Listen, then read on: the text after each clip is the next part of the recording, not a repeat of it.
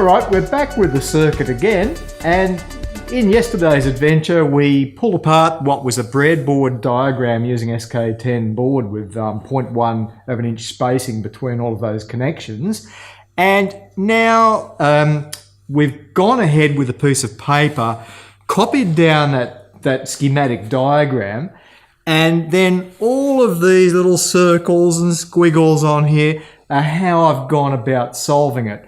I didn't want to spend like a 15-minute video solving this. So what I'll do, I'll take a scan of this. Even though it's a bit messy, I'll include it at the end of the video. And I'll just cover the essential points in the circuit diagram. So what we had to do with this, first of all, of course, is to work out the total resistance.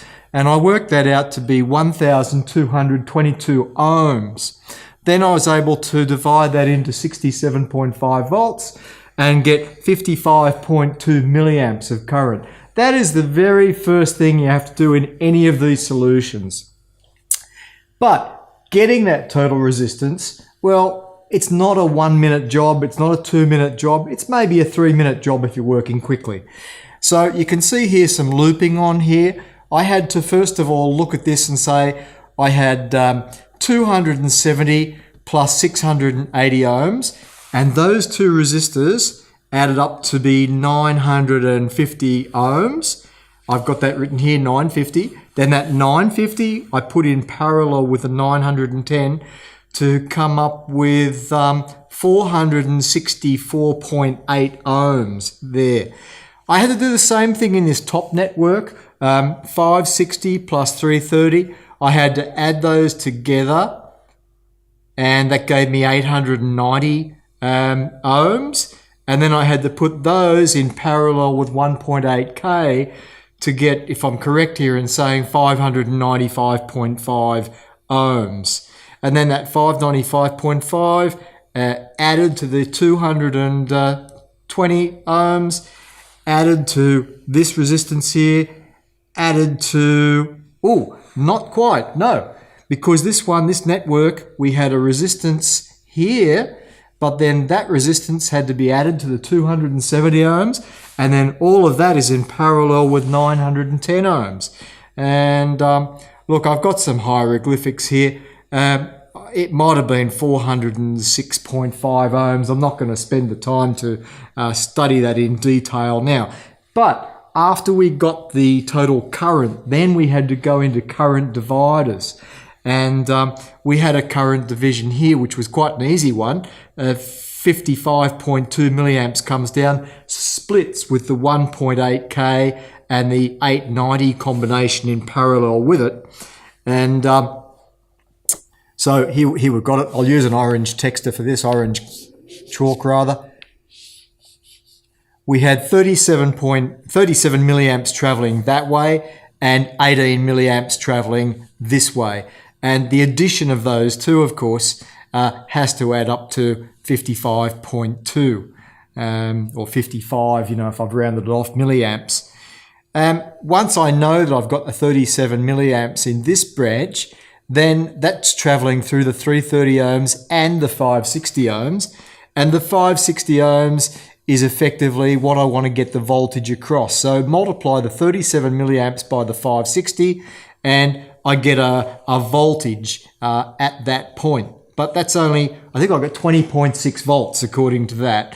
But that 20.6 volts is only it's only a tiny part of the solution for that particular branch, because I then have to get all the voltage below that, add that to it to come up with 43 volts at that point there with respect to ground.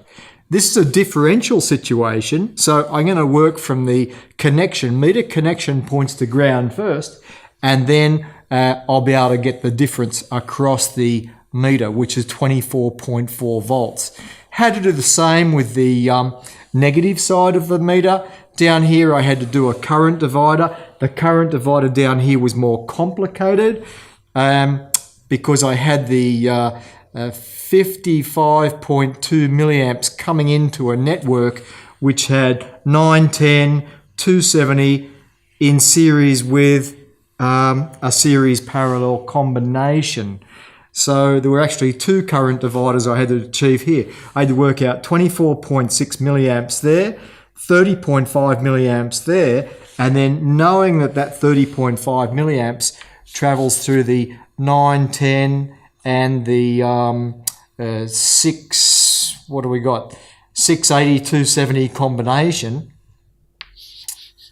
then I was able to work out the 15 milliamps traveling through the 270 ohms. To cut a long story short, there's a lot of arithmetic, let's call it arithmetic, that has to be done on a circuit like this to come up with that 18.6 volts and 43 volts. I probably should have gone and got some extra coloured pencils to work with here. Different colours for these loops are certainly the far better way to do it. I'd be pretty sure that I've got it correct, but I have put here built-in Circuit Maker 2000 and check it. Because, you know, I could go back through that more neatly, double check it, but by the time I do that, it's probably just as easy to fire up the computer, open Circuit Maker 2000, plonk the resistors in, and when I put the differential meter in, well, I probably wouldn't use a differential meter. I'd use 2 meters going to ground, and then I would subtract one value from the other. Reason being that the differential meter, you'd have to make sure that the resistance was extremely high, otherwise that would mess up all of the calculations in this circuit. And all right, look, that's probably all I've got to say about that. It is a very complex circuit, like sitting down at the desk to go through and do. Maybe complex is the wrong word. Maybe it's a case of it's a time-consuming circuit to go through. And it really stresses the importance of using different colours for the loops. I've only used their 3 colours. I've looks at that, a dark purple, a crimson colour, and a green colour. If I'd not been so lazy, I would have gone and got a packet of proper crayons with all different colours, and I could have done them all in different colours and then written neatly in pen what the individual currents and voltages were. In fact, if I'd done that, it would have been better. But I was in a hurry, and I just spent 5 minutes or so going through and doing that. And most students would probably spend about maybe 20 minutes or so doing that, because there is quite a bit to get your head around and think about in a circuit like this. It's not a very simple circuit, it's not a complex circuit, it's still just an extension of basic series parallel with only one voltage source, which was 67.5 volts. So look, I'll wrap it up at that point. This is probably the last video that I'll do on the breadboard and a large series parallel network, and solving or drawing the schematic from the breadboard. You've had a bit of practice on that now. And going through and solving all of the individual voltages and branch currents. So, this is Greg Moore for New South Wales TAFE, and that wraps up this part of the series parallel networks. Thank you very much. See you next time.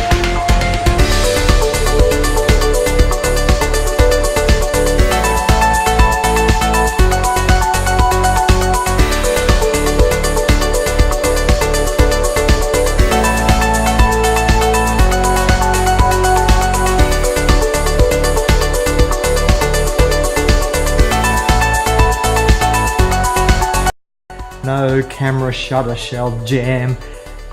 Ugh, nothing worse than SD cards filling up while you're doing recording. Absolutely the worst possible scenario. Alright, so on with the show.